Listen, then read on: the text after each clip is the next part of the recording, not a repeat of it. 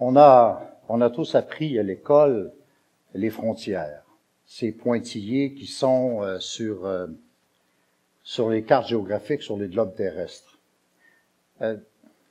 Ces frontières-là, j'arrivais, quand j'étais enfant, à bien saisir le sens, surtout la frontière du Sud. Et aussi celle de l'Est et de l'Ouest, parce que ce sont des océans. Mais jamais les professeurs arrivaient à m'expliquer celle du Nord. Où est-ce qu'il était? Comment c'était celle du Nord? Et la question embarrassante de demander à un professeur, c'est « Avez-vous déjà été à celle du Nord? » Le professeur dit « Non. » Mais comment elle est? Et ça piquait ma curiosité. Le professeur disait, de temps en temps, l'instituteur ou la maîtresse d'école disait vers le Nord, vers le Grand Nord, c'est la nature. C'est ça c'est le grand froid. Oui, mais ça ne répondait pas à ma question. Où est la frontière? Je la regardais vue du ciel, sur un globe terrestre, sur la carte. Je voyais bien ces pointillés. On m'avait bien expliqué que l'autre côté du pointillé, quelquefois on parlait une autre langue, on avait surtout un autre drapeau, on avait d'autres règlements, quelquefois d'autres façons de vivre. Je cernais bien lorsque je pouvais, avec mon doigt, faire le tour d'un pays. Mais j'arrivais mal à faire, avec mon doigt, le tour du mien, quand j'arrivais vers le nord. Donc, très jeune, j'ai voulu essayer de comprendre. Je me suis préparé. Je dois vous avouer que à cet âge-là, je n'envisageais pas de me rendre au pôle Nord ou ailleurs. Mais cette curiosité d'aller au bout où la boussole peut me rejoindre, peut m'amener. Essayer de rejoindre l'horizon. Essayer d'aller loin, toujours plus loin que là où mes yeux me permettent de voir.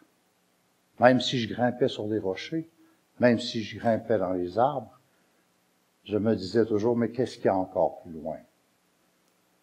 Et d'autres questions venaient, mais pour moi, je voulais m'y rendre. Je voulais savoir, je voulais connaître. Rapidement, je suis tombé en amour avec l'hiver et je me posais comme question, mais où est-ce qu'il est né l'hiver? Dans ma tête, l'été est né dans le Sahara. Mais l'hiver, il est né où? On me parle du Père Noël, mais d'où vient le vent si froid qui sait me geler mon visage? Il est parti d'où? C'est ce qui m'a attiré à porter mon regard vers le nord, à porter mon regard et à prendre les moyens d'essayer de m'y rendre. Avec l'effort que cela demande, avec dans son sac à dos ou dans son traîneau, beaucoup d'autonomie, mais un gros poids de passion et de curiosité. La plus belle qualité qu'on puisse avoir, c'est garder la naïveté de son enfance, la curiosité et sa capacité de s'émerveiller. Voilà pourquoi je n'aime pas entendre des parents dire à leurs enfants « Ne dis plus ça, t'es grand maintenant. Laissez-les petits. Faut les laisser rêver s'ils veulent faire, eux aussi, le tour du monde. » Le Nord m'a appris aussi, en m'y rendant, qu'il n'y avait pas juste que le froid, mais je prenais conscience que c'est l'endroit dans notre pays, l'Arctique et le Haut-Arctique, c'est l'endroit qui a été le plus difficile à découvrir. C'est là où sont inscrits les plus grands exploits. Il est beaucoup plus difficile à l'époque de trouver ce fameux passage du nord-ouest que la source du Nil. Beaucoup plus.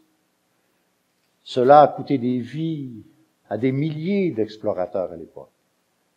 Dans le Haut-Arctique, quelque part, une petite île rocheuse qu'on appelle l'île Beechey, il y a ces tombes de ces jeunes marins qui ont accompagné Franklin à la recherche du passage du Nord-Ouest.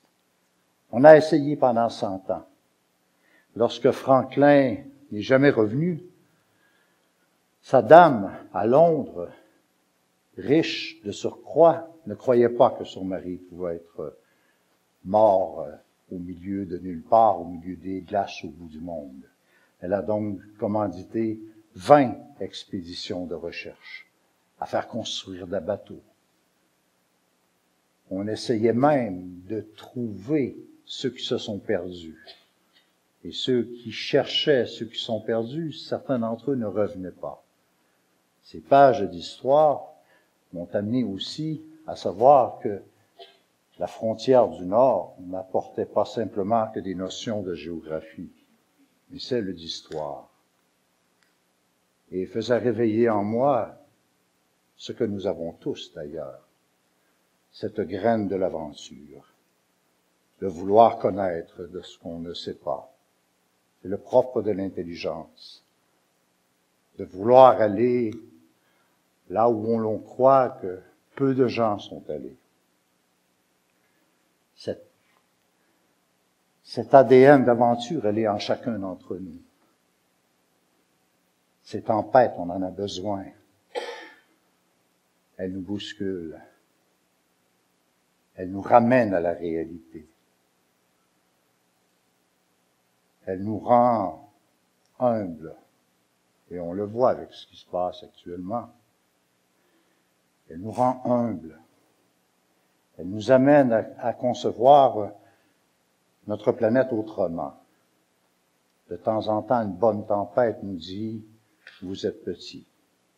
Et cette planète qu'on a toujours tutoyée, en lui tapant sur l'épaule, en empruntant tout ce qu'elle pouvait nous donner, je crois, à mon simple avis, que nous devrions commencer à la vouvoyer.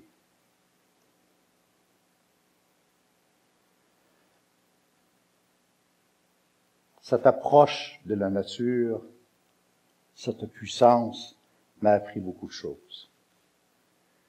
J'ai appris que c'est avec l'altitude que cela donne de la profondeur à l'âme.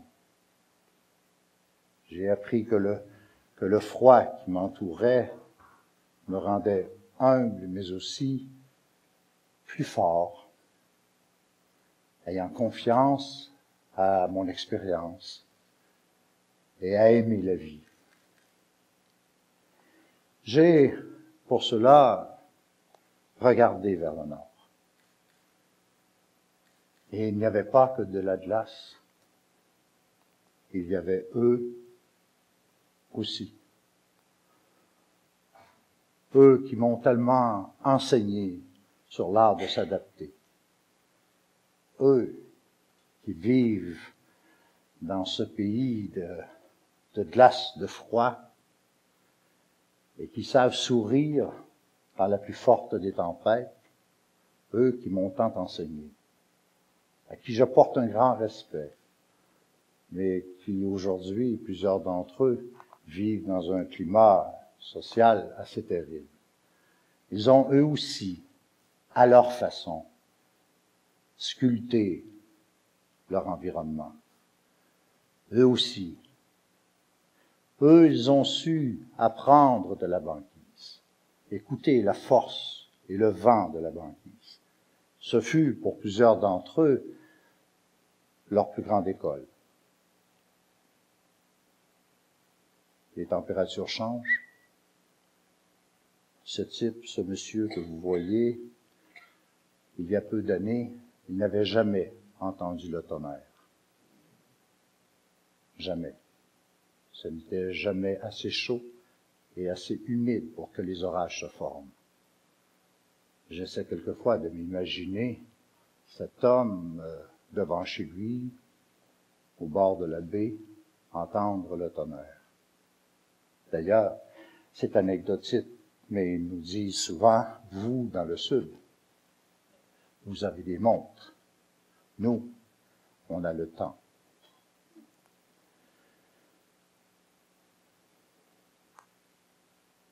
ces étendues immenses, vous donne même l'occasion d'être le premier à. Quelle sensation de s'en aller droit devant et de dire, oui, il y a eu des photos satellites de ces endroits, oui, on connaît, mais toutes ces montagnes ne portent pas de nom. Cette nature, on lui doit tout.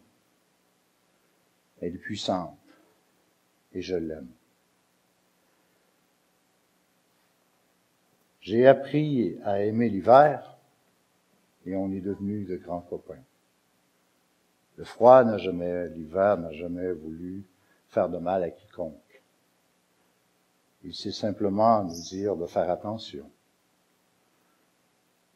et d'apprendre d'où vient le vent et d'être capable de lui parler.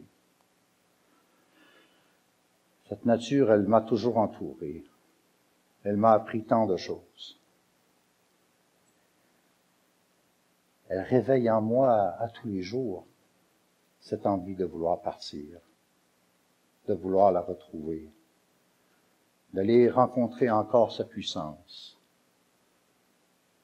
de m'en aller loin sur la carte à la recherche de ce pointillé que l'on appelle les frontières.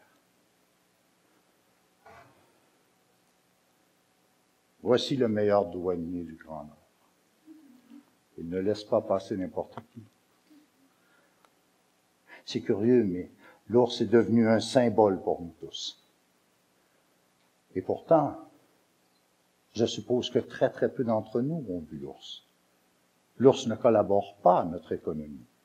L'ours ne nourrit pas. Pourtant, on l'aime tous puis on veut le protéger. Protéger sans vouloir le voir. Protéger en sachant qu'il est très loin. Pas protéger pour quelque chose qu'on côtoie tous les jours, mais c'est de protéger un symbole. Probablement parce qu'on voit en l'ours l'humanité. On voit en l'ours qui est en une période de survie et on se voit aussi comme ça. Donc, vaut mieux transporter notre peur sur un animal qui a beaucoup de difficultés à survivre que sur nous-mêmes. Si l'ours, avec ses pas très lents, sa démarche fluide, si l'ours peut nous amener à une meilleure réflexion, eh bien, il restera le plus grand de tous les animaux.